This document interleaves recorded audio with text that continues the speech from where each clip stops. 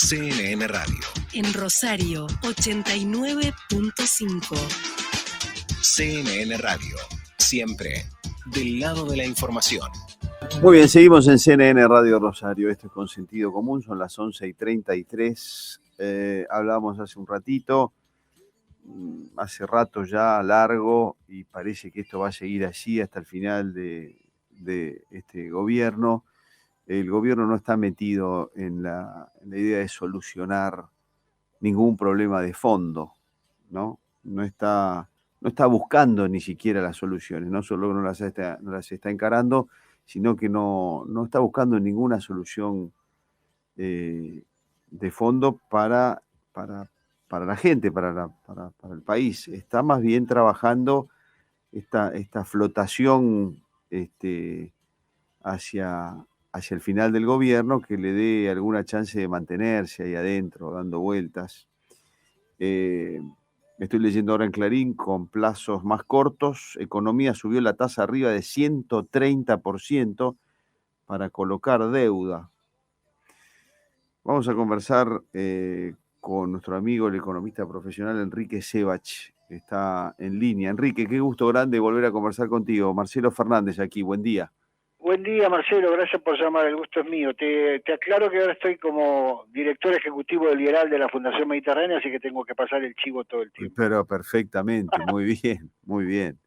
Sí lo sabía aparte, porque sé que están trabajando muy bien y desde hace ya bastante tiempo y muy fuerte en el armado de un plan que sí busque la solución de fondo de las cosas, ¿no, Enrique? Sí, claro, coincido con tu diagnóstico. Hoy no están dadas las condiciones para un programa de fondo.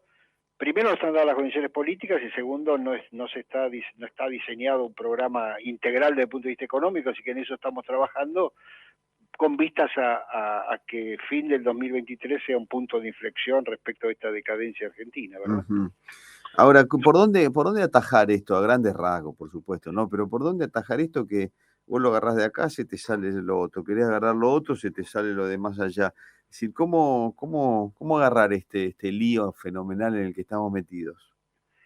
Bueno, en el corto plazo tenés un problema porque a la mala praxis, digamos, a la mala praxis de la política económica se le sumó la mala suerte de la sequía, digamos, ¿no? Sí. Hay que reconocer que la sequía no es algo que obviamente decide el gobierno, y perder 15.000, 20.000 millones de dólares de recaudación de exportaciones y de recaudación fiscal, ¿verdad?, en este año, con cuentas debilitadas y sin ingreso de capitales y sin inversión extranjera y sin inversión de argentinos, se ha convertido en una especie de calvario. Entonces, el ministro de Economía, el presidente, el gobierno, para hablarlo en términos más generales, está tratando de evitar un salto devaluatorio que sería muy complicado en un contexto de ausencia de política económica integral, y buscando todos estos artilugios para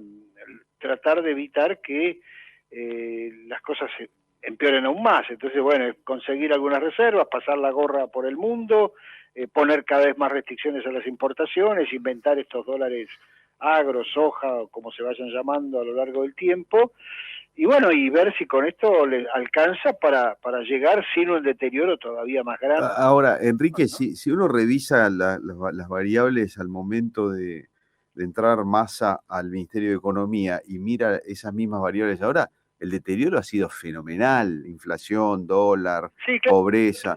Por eso te dije que hay que sumarle a la mala praxis la mala suerte. Claro, la mala suerte, es decir, sí.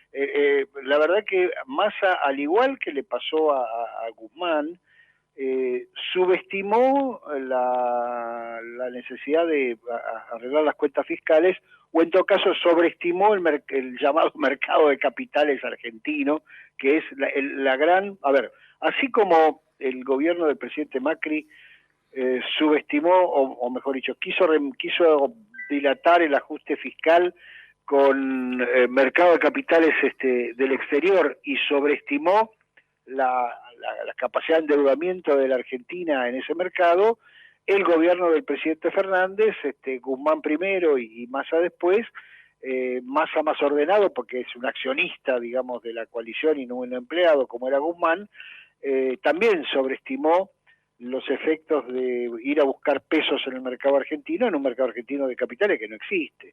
Entonces, al final del día vos tuviste en esa mala praxis al Banco Central financiando el déficit fiscal y la deuda interna, y cuando el Banco Central financia el déficit fiscal y la deuda interna, el resultado es que te metes muchos pesos y te quedas sin reservas. Sí. Y eso es lo que pasó, digamos. Sobre ese quedarte sin reservas, cayó la sequía y terminó de arruinarte todo, ¿no?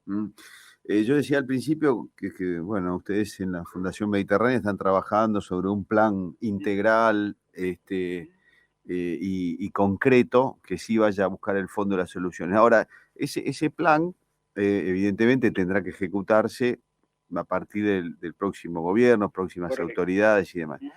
¿Con qué escenario de cierre de este gobierno trabajan, Enrique? Es decir, ¿cuánto más se puede deteriorar esta situación? Estamos en abril y esto tiene que llegar a diciembre de alguna manera. ¿De qué manera imaginan ustedes puede llegar esto?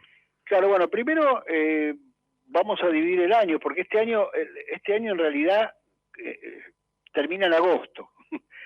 Termina con las PASO. Sí. Si las PASO definen un gobierno, digamos así como un ganador, digamos como fue en el 2019 con Alberto Fernández, que más allá que del repunte del candidato Macri, era muy difícil revertir el resultado de las PASO, es un escenario. Ahora, si vos las PASO da como resultado un escenario muy confuso todavía, es otro. Nosotros aspiramos a que, bueno, no aspiramos a nada.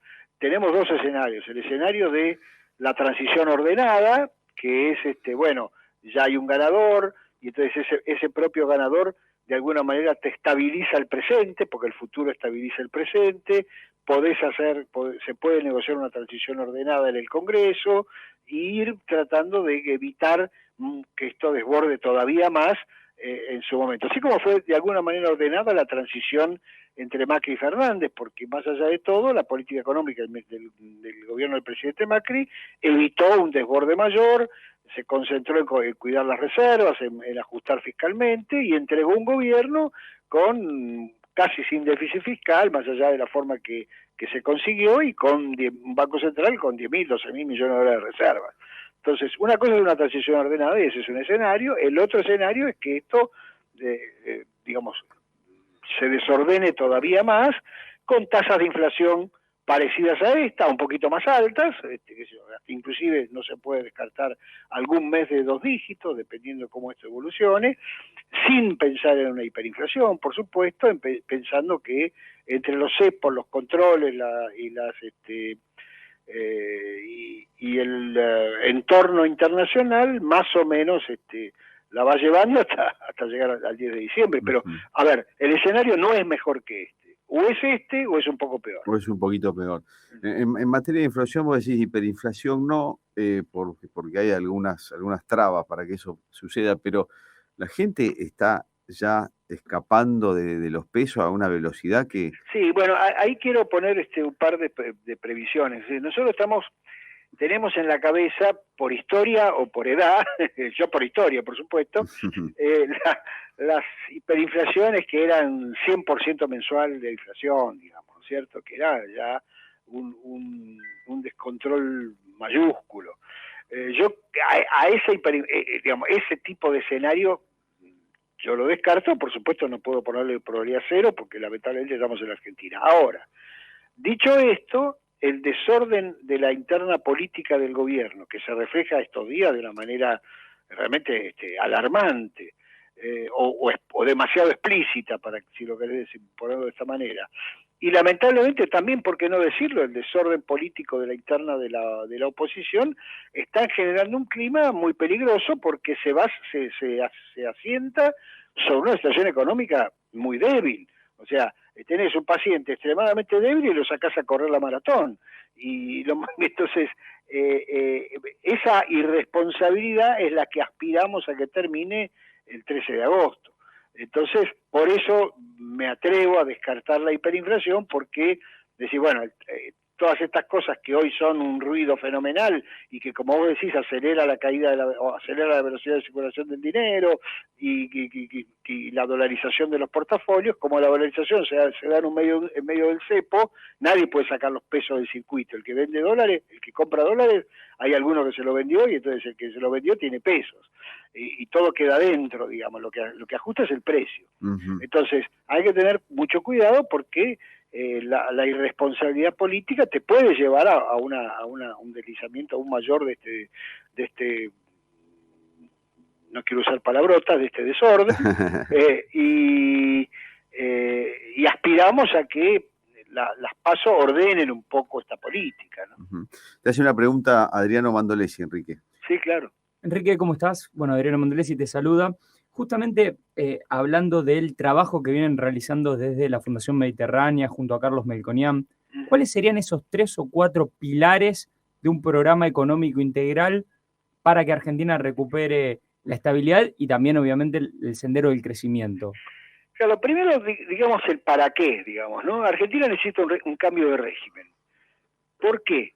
Porque necesitamos cambiar los incentivos que tiene esta economía para que sea el sector privado el que invierta, el que genere empleo, el que haga crecer la economía, y no como ha pasado en los últimos años, más allá de, por supuesto, estoy hablando en promedio, como ha pasado en los últimos años, que fue el sector público el que generó el empleo público, el que el que generó esta forma de invertir media rara con el capitalismo de amigos, o con los fondos de las negociaciones con los chinos, o con quien fuere, y que generaba, por supuesto, una fuerte caída de la productividad, de la inversión y del crecimiento de la Argentina. Entonces vos tenés que dar vuelta a esa historia. Para dar vuelta a esa historia, primero tenés que devolverle al sistema de precios los precios. Hoy Argentina no tiene precios, es decir, las tarifas no son tarifas, el tipo de cambio oficial tiene un cierto atraso, cuando vas digamos, ni siquiera hay precios cuando vas al supermercado, depende del día, 2x1, 3x4, con esta tarjeta, con esta no, vas al chino y es otra cosa porque no tiene los precios cuidados, vas a otro almacén y está de otra manera, bueno, en fin. No le voy a contar yo lo que vive la gente todos los días. Entonces, vos no podés estabilizar hasta no reconstruir los precios relativos. Entonces, tenés un periodo que hay que reconstruir los precios relativos y rearmar el sistema de precios, que es el sistema que hace funcionar las economías en el mundo. Entonces, a partir de ahí vos tenés un programa que estabiliza la economía, el programa macro, un programa que reforma el sector público, porque vos necesitas ir rápidamente a superar el fiscal, o por lo menos el equilibrio fiscal, para que el Banco Central no tenga que seguir financiando toda esta fiesta. Ese es un programa profundo, que no se hace en un día, pero que hay que lanzarlo el primer día. Y después tenés lo que nosotros llamamos la reforma al sector privado, que implica devolverle al sector privado la capacidad de decidir y de generar inversiones, perdón que sonó el celular. Está bien. Sí. Entonces, en ese contexto estamos, y ese es el programa. Por supuesto que esto es un equipo trabajando, hay detalle por detalle, hay un montón de cosas, pero te estoy dando los lineamientos generales, ¿verdad? Uh-huh. Enrique, vos sabés que desde lo político, acá en Santa Fe menos que menos, pero a nivel nacional no se genera mucha expectativa, da la impresión de que, no sé, pero sí me genera expectativa el trabajo que están haciendo ustedes con Melconian en la Fundación Mediterránea. Son profesionales muy serios, muy reconocidos de mucho tiempo, que entienden perfectamente lo que sucede y que estén desde hace meses. Como diría mi amigo de Pablo, serios pero no solemnes. Digamos. Serios pero no solemnes, efectivamente. Que estén trabajando hace meses en un plan para que el presidente que finalmente sea elegido pueda llamarlos y ustedes aportarlo. A mí eso sí es lo que más me genera expectativa. La parte política, poco, pero esta parte la verdad me genera expectativa. Déjame, bueno, primero agradecerte. No, todo lo contrario. Digamos, pero esperemos estar a la altura de las circunstancias, pero déjame ponerte un par de cosas allí. Primero, nada de esto es posible si no hay un clima de época de la sociedad. O sea, es la sociedad la que va a demandar que estas cosas se hagan, porque en la Argentina, digamos, estas cosas las que venimos diciendo no hemos inventado la pólvora, simplemente que hasta ahora no se ha podido avanzar. Y yo creo hoy que, al contrario de lo que pasó en el 2015, hay un clima de época derivado de que la sociedad, o por lo menos gran parte de ella, ya ha tomado conciencia de que esto es digamos, que no hay forma de seguir así, ni con parches, ni con vueltitas, ni con dólar soja, ni con lo que fuere. Sí, claro. Y eso me parece importante, porque si eso no está, no se puede avanzar, porque esto es afortunadamente una democracia. Segundo, creo lo mismo que pasa con los candidatos políticos. Por supuesto, nosotros tenemos contacto con todos, porque la Fundación y el IDERAL no somos un think tank partidario.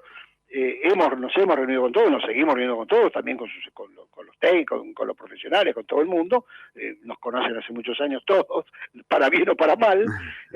Y yo te diría que hoy, a diferencia quizá también de otros momentos, cuando vos escuchás a los candidatos, en la intimidad por lo menos, y ahora en público también, coinciden con estas cosas y saben que tienen que van a tener que enfrentar una posición van a necesitar,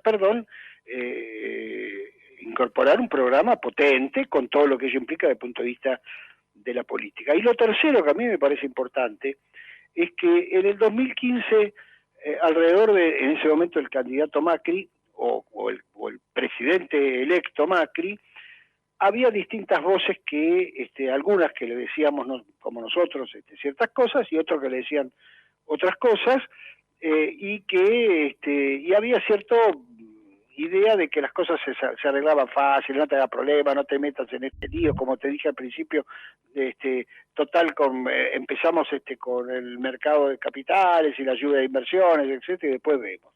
Esta vez, conversando también con nuestros colegas, cuando vos escuchás a los profesionales que están más cerca de los candidatos o de los precandidatos en este momento, más allá de que tenemos diferencias o matices, más allá de que nuestro equipo está trabajando hace más tiempo, más allá de que sean más o sean menos, tengamos más avanzados ciertos temas o tengamos más experiencia en algunos temas, ninguno le dice algo muy distinto. Y eso también es importante. O sea, vos tenés las tres condiciones que a mi juicio te sirven: un clima de época en la sociedad, unos políticos relativamente convencidos o suficientemente asustados, claro, vos dirás, sí, y un equipo profesional, el nuestro en particular, pero otros también, que no están en cosas muy disidentes, salvo los extremos, cuando se empieza a hablar de algunas fantasías que surgen por ahí. Sí, Entonces sí. me parece que hoy están dadas las condiciones. Ahora, estas son condiciones necesarias, después hay que hacerlo. Sí, claro, sí. Buenísimo. Enrique, un gusto grande, como siempre, conversar contigo. Muchísimas gracias. Gracias a vos, que siga muy bien. Abrazo grande, adiós.